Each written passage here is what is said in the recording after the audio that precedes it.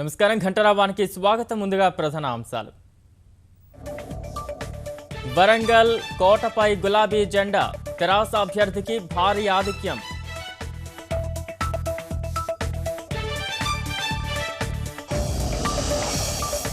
ప్రతిపక్షాల ధరావతు గల్లంతు, అన్ని పార్టీలకు తగ్గిన ఓట్ల శాతం.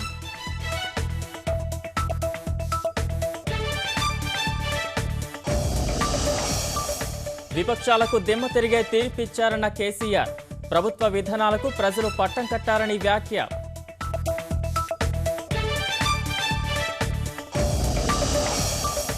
రెండు 231 కరువు మండలాలు ప్రకటించిన ప్రభుత్వం, కేంద్రాన్ని 1000 కోట్ల తక్షణ సాయం కోరిన కేసీఆర్.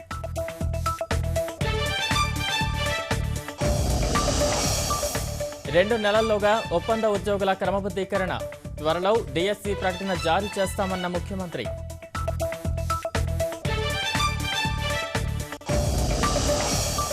ఫలించిన హైదరాబాద్ శివారు వాసుల తాగునీటి కష్టాలు, గోదావరి జలాల పంపింగ్ కేంద్రం ప్రారంభం.